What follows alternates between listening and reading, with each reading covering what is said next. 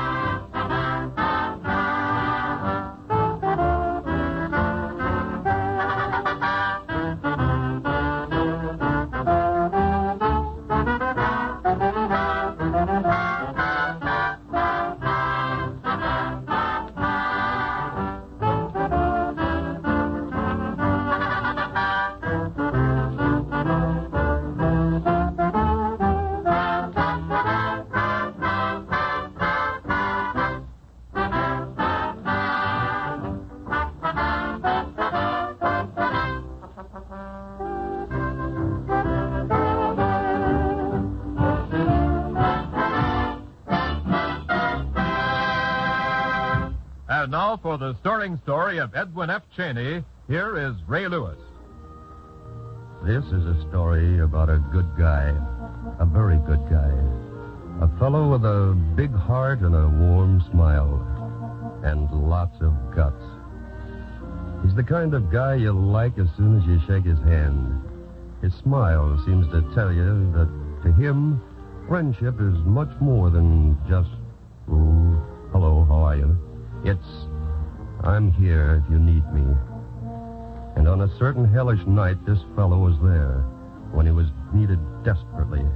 And because of his big and courageous heart, he's found himself cited by the President of the United States for heroism above and beyond the call of duty.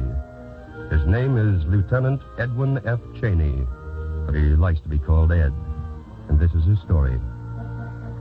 It was during the early phases of the war, when the battles of Tunisia and the Atlantic raged side by side as fiery neighbors, when men were trapped and burned to death in the flaming waters of the Atlantic. Tank, foxhole, half-track, or plodding tanker, it made no difference. It was all the same war, and death lurked around the same corners, wherever there was war and wherever there were Nazis. And once you left the east coast of the States, there was no safety.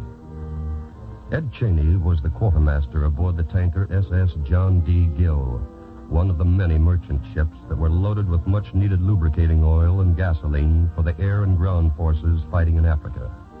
Just one of many tankers running the gauntlet of German submarine wolf packs, racing against time and fate, bearing a shipload of fuel for gas-hungry Allied engines, and enough gas and oil to seal the death warrants of every member of the crew if a Nazi torpedo ever hit home during that long trip across the choppy Atlantic.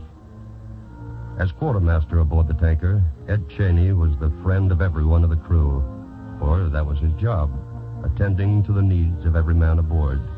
And no job was too small or too big for Ed, for he was a good guy, because Ed was everybody's friend. It just came natural to him. "I'm here if you need me," had always been his credo. And as quartermaster aboard the John D. Gill, his credo was his job and his duty. Good guy, Ed Cheney. It was night. 3 days and 3 nights out on the Atlantic, drawing closer to Africa with every turn of the propeller. So far, so good. No sign of wolf packs as yet. Uneventful trip, meaning no dull roar and searing death of a torpedo yet. Just the throb of the engines and the slap and gurgle of the box wave, and some quiet conversation on the bridge and below deck. Just a routine trip so far. Just routine. Submarine! Off the port beam!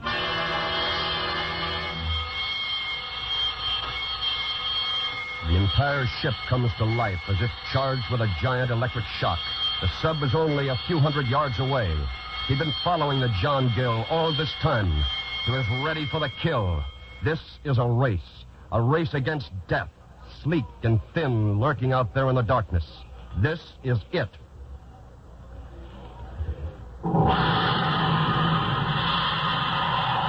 Before you can say torpedo, the tanker is aflame, and the fuel that might have sped an army through Tunisia is blazing furiously.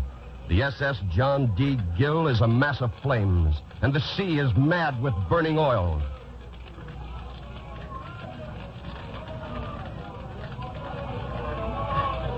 Abandon ship. Abandon ship. Check your May west. Man the lifeboat. Stand clear of the port rail. Abandon ship stations, everybody. Abandon ship. Gotta get off this thing. Look at that burning oil. The whole sea's on fire, I tell you. The whole sea's on fire. Bosun, stand ready to lower away. We gotta get off the ship. We gotta get off this ship. No, here, over here. Watch out, no, you want to burn yourself? Hey, what do we get off into you? It can't get off into the fire. Can't get off into the fire. Lower away, Bosun. The John D. Gill had caught its fish, a fish that gashed open its side so that the precious gas and oil could pour out over the surface of the sea in a furious, blazing mass. The crew collected there by the rails and looked. All around them, there on the sea, were the thick, hungry flames, orange, blue-tipped flames, spreading out across the heaving sea and licking the side of the ship, waiting for the lifeboats. There was nothing else to do but lower the boats into the flaming sea. Lower the boats as the twisting, crazy orange light of the fire played on the terrified faces of the crew lowering the boats. And pray. There was nothing else to do. As the boats were being lowered, giving some men a decent chance at safety, there were at the same time men floundering among the flames on the sea. Men blown off the ship by the explosion. Men whose terrible cries reached Ed Cheney there at the ship's rail, about to get into one of the lifeboats. But those men were his pals, and he couldn't leave them floating around in the flames down there. He had a plan. He'd get them out of there. He grabbed a large air-filled life raft and jumped into the roaring sea. With a splash, he would snuff out the flames immediately around the raft, gasping desperately for air. Then he would push the raft along, pushing and shoving the large raft inch by inch, slowly making his way under the burning water, coming up only to splash out the flames again and gasp for another breath of smoky air, and then submerge below the flames to push the raft a little closer toward that space of clear blue water. The salt water stung his eyes and pierced and stabbed at the severe burns on his face and arms. He blinked again and again, trying to look about him through salt-needled eyes. And there he saw them, his crew members, his friends, helplessly floating in that sea of roaring flames. Ed Cheney dove from the raft and swam straight toward the blaze. He splashed out the licking fire as he made his way toward those struggling, gasping men in the sea. Hold on, Frank. This way. Ed. It's this way. Ed, the fire. Beat the surface with a hand, Frank. Swim as hard as you can. Splash out the fire. Keep it away from him. Keep it away from him. That's the boy. That's the way. Keep coming. Keep coming. Hold on to me. Keep holding on to me. Don't let me go. That's the boy. We'll make it. Sure we will. Keep flashing out those flames. Yeah. Hold on. Got it. There's the life raft there. Yeah. That's the life raft. There's clear water. There's clear water, Frank. Clear water. Right here. Right here on the raft. No. Right up. There does it. Good boy. Good boy, Frank. There's Charlie out there, Frank. I've got to go get him. Multiply this 6 times, and you know why Ed Cheney is a good guy. 6 men drifting in a flaming sea were rescued by him. 4 times he dove overboard from the raft and guided his buddies out of the burning water and into his raft. Each time the salt water stabbed with sharper needles, and the burns on his face and arms cried out louder and louder. But each time there was a life to save, and Ed Cheney thought of nothing else except that he had friends out there. After he had pulled the fourth man aboard the raft, he heard some cries coming from the center of that water inferno. 2 more men were trapped, injured from the explosion and trapped in the flames. 2 times more, Ed Cheney dove overboard, and he pushed and pulled and shoved the helpless forms of his shipmates through the maddening blaze, splashing out the fire as best he could, gasping for hot air whenever possible. But he got them to the raft. Injured and burnt though they were safe. All 6 men were safe because of a certain good guy with a big heart, stored full of honest courage. Yes, Ed Cheney is a good man to have around.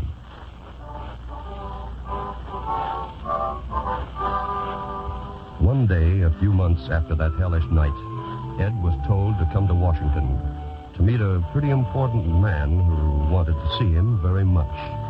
Ed was resting up at the time. The burns had healed, and the good, clear air of his hometown, Lansdowne, Pennsylvania, had done wonders for him, soothing the sore spots in his throat and lungs where the hot, smoky air of that night had done their damage. Yes, Ed Cheney was all right by that time, and he put on his uniform and took the train for Washington. He was met at the station by some very important men with a lot of gold braid who treated him as a hero. And then they rode down Pennsylvania Avenue, went into the White House, were ushered into the most important room in the nation, stopped before a large, gadget-cluttered desk, and Franklin D. Roosevelt smiled a broad smile and shook Ed Cheney's hand with a firm grasp, put aside his long cigarette holder, and with his eyes shining with pride and admiration, he pinned on Ed's chest the first Merchant Marine Distinguished Service Medal ever to be presented. And these 2 men, one a lieutenant and the other a president, both well versed in the ways of personal courage, both good friends to all men, listened as this citation was read that October afternoon in the White House. The President of the United States takes pleasure in presenting the Merchant Marine Distinguished Service Medal to Edwin F. Cheney, Jr., Quartermaster, for heroism above and beyond the call of duty. During an enemy attack, he released and launched a life raft from a sinking and burning ship and maneuvered it through a pool of burning oil to clear water by swimming underwater, coming up only to breathe. Although he had incurred severe burns about the face and arms in this action, he then guided 4 of his shipmates to the raft and swam to and rescued 2 others who were injured and unable to help themselves. His extraordinary courage and disregard of his own safety in thus rescuing his shipmates will be an enduring inspiration to seamen of the United States Merchant Marine everywhere. For the President, signed Emory S. Land, Chairman.